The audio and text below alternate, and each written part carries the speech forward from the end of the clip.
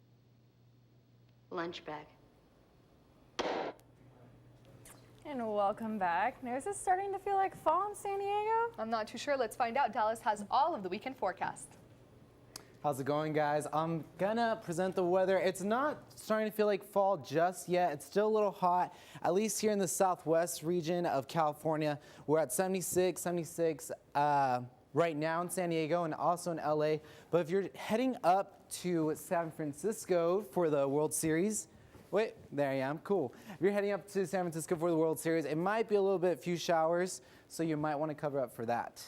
So let's go ahead and look at the whole country. If you're going traveling this weekend or gonna go visit some friends, look how beautiful this country looks. You know, there's clear skies, a lot of sun, not too cold anywhere. I mean, the coldest we got is 42. The highest is around 96 in Phoenix. You could like get tan in October. It's pretty chill.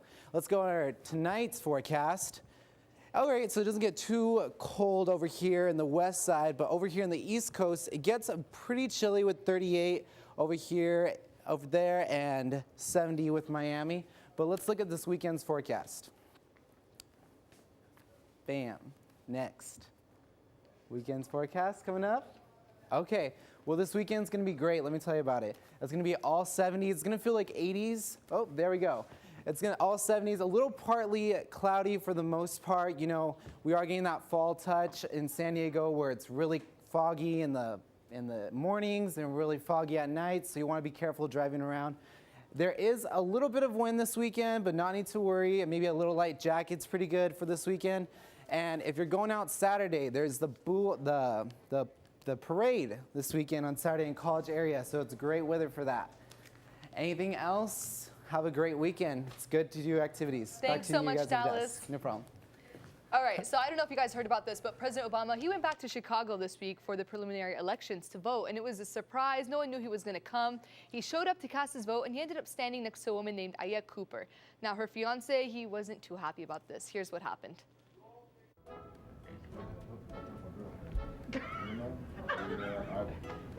I really wasn't planning on it. I am sorry. Please excuse me. Now, there's an example of a brother just embarrassing you for no reason. Embarrassing. Just for no reason whatsoever. I knew he was going to say something smart. I didn't know what he was going to say. And now you'll be going back home and talking to your friends about it. I could not believe. What's his name? Mike. I can't believe Mike. He is such a fool. I was just mortified. She's having a conversation with the president. Fortunately, the president was nice about it. I was freaking out. And, so it's all right. You're going to kiss him, give him something to talk about. Take care of yourself. So you can see our president, he decided to do something a little funny. He didn't care what the fiance, had to say. He ended up giving her a hug, a kiss. It was really funny. And, you know, our president, he's known to make funny comments like this all the time. But that's it for this edition of Newscene. I'm Heidi Alaga. And I'm Carrie Bryant. Have a great weekend.